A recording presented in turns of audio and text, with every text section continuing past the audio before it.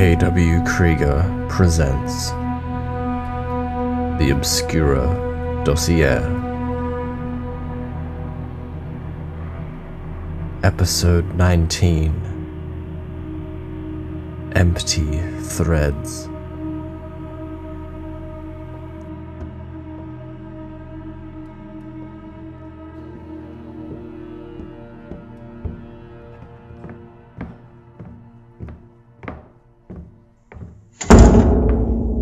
Statement of Clara Henslow, relating to her experiences with a gift she received from her mother that was handed down from her late grandmother, Judith Priestly. Statement given 12th of October, 2006.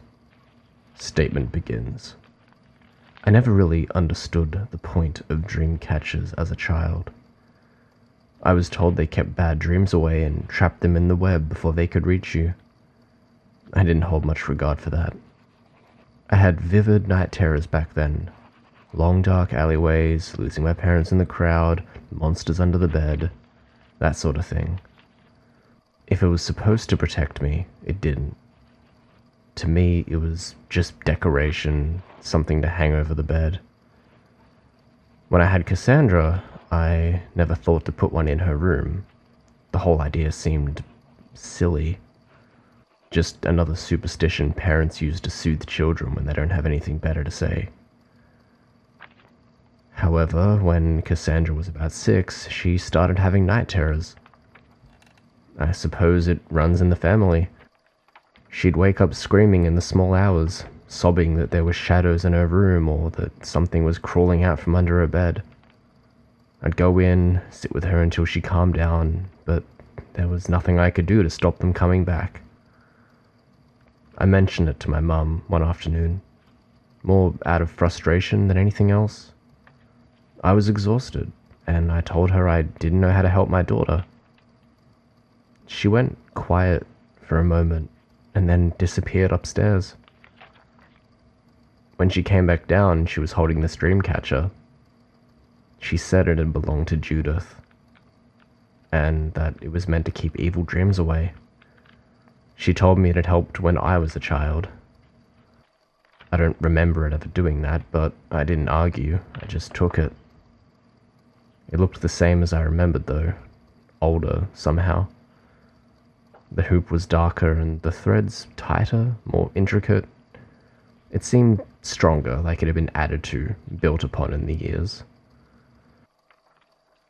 She'd pressed it into my hands the way Judith had once pressed it into hers, I imagine. Hang it above Cassandra's bed, she said. It will take the nightmares away. So I did. It was a gift after all, passed down from my great-grandmother Judith. She'd given it to my mother, who had now given it to me. Judith was always the odd one in our family. My mum used to laugh about it when she told me stories. Judith with her beads and incense, the way she spoke about spirits and energies, as though they were neighbors she could wave to across the street. Mum would call it all her hippie nonsense, but I remember the softness in her voice when she said it. Affectionate, not cruel. To me, as a child, it sounded magical. She was this fairy tale figure on the edge of the family, someone who had lived in brighter colors than the rest of us. When Mum described her, I'd picture her walking barefoot through fields, carrying charms that glowed in the dark, whispering things to the stars. But the stories faded as I grew older, and so did the feeling. By the time the dream catcher came to me, Judith had already died. What I held wasn't her laughter or her strange, pretty words. It was just the object. Wood, thread, feathers, and by then, I could only see it as foolish. Not whimsical, just childish. A thing that belonged to someone who never managed to live in the real world. For a while, I thought it had worked. Cassandra stopped waking in the night. No more terrors, no more screaming. She slept, and I slept. And I told myself it was the dream catcher doing what it was meant to. She did seem quieter though, less playful. She used to chatter away to herself for hours, making up stories, drawing wild pictures, giving names to every toy. But it all faded. She still played, of course, but not like before. It was simpler, flatter. I put it down to growing up. Children change, don't they? Then, one night, she woke me. I heard her little feet running down the hall, and suddenly she was beside my bed, shaking me and crying. She said she'd had a nightmare, worse than all the others. She said, in her dream, the ceiling in her room was covered in webs.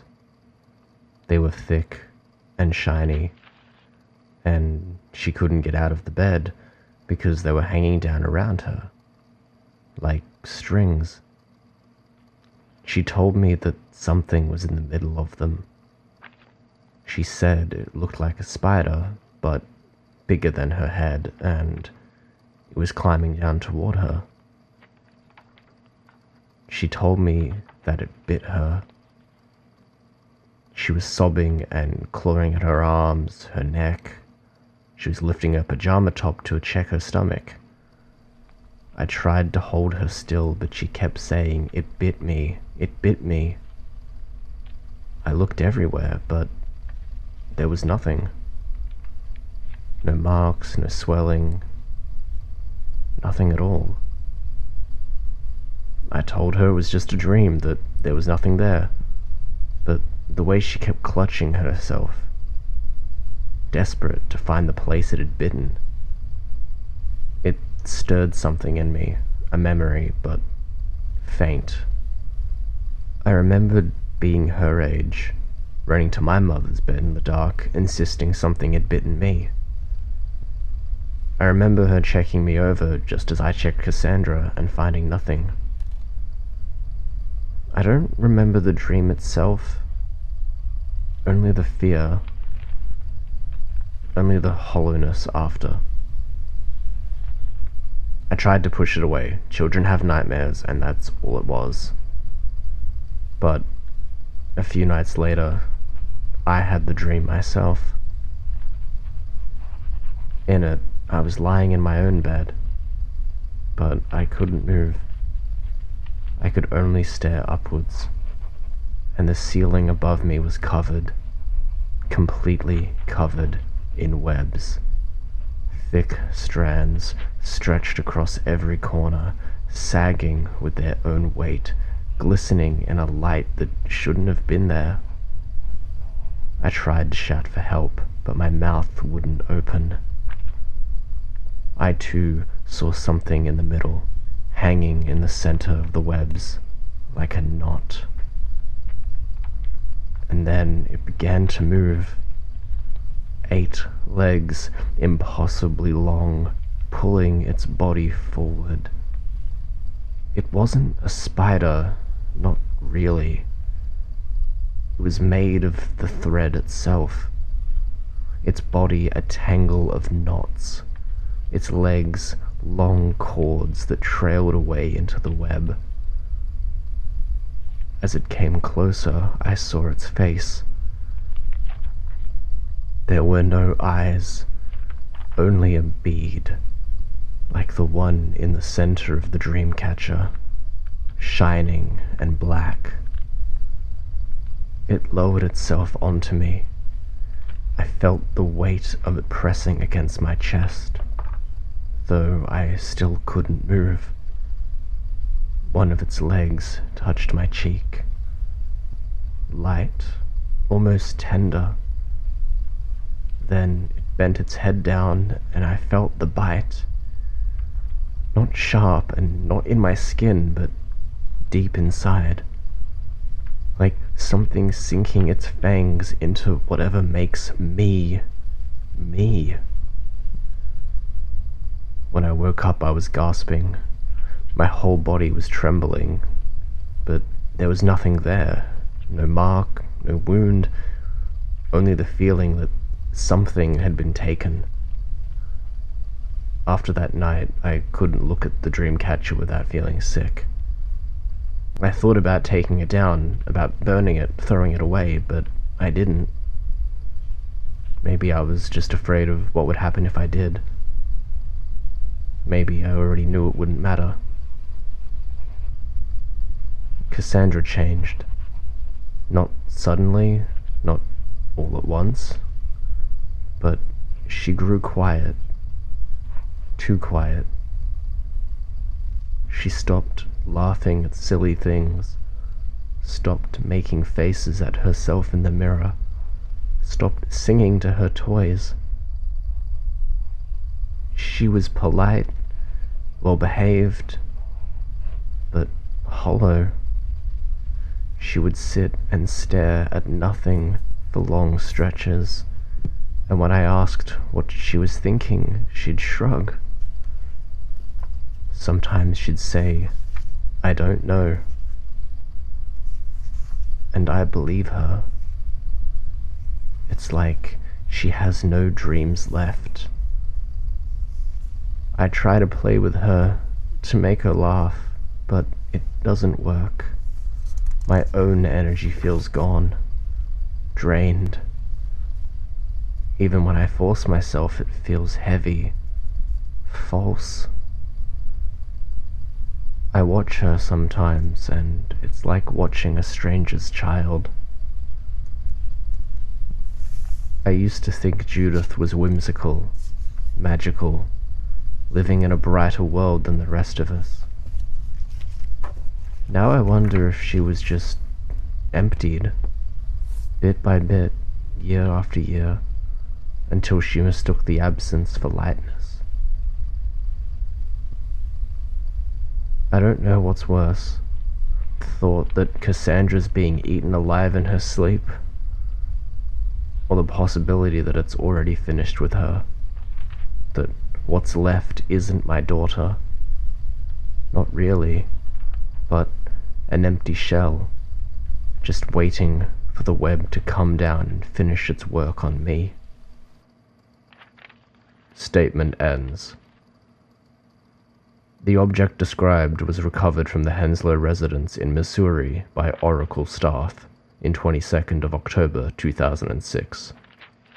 The dreamcatcher now resembles little more than a tangled mass of thread. However, several members of the retrieval team reported difficulty recalling details of the operation shortly after. Cassandra Henslow was not present at the property during retrieval, and her current whereabouts are unknown. Object has been assigned temporary storage in Vale's artifact containment, pending classification. Further study not advised. End recording. Addendum. Research staff in artifact containment reported another message produced by the typewriter. Surveillance confirms the object began typing precisely at 16:24 p.m. The recovered page read, Thomas Mercer, born 20th of August. Address, redacted. Research Officer of Oracle. You are not an observer. You are observed. What? Is this some kind of joke? Because that... How would it even know my...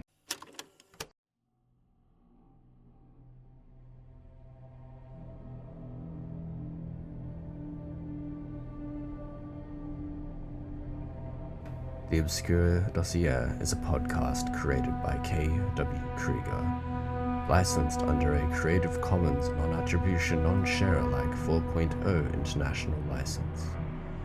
If you enjoyed today's episode, follow us on Reddit at The Obscure Dossier, like us on Facebook, and as always, thanks for listening.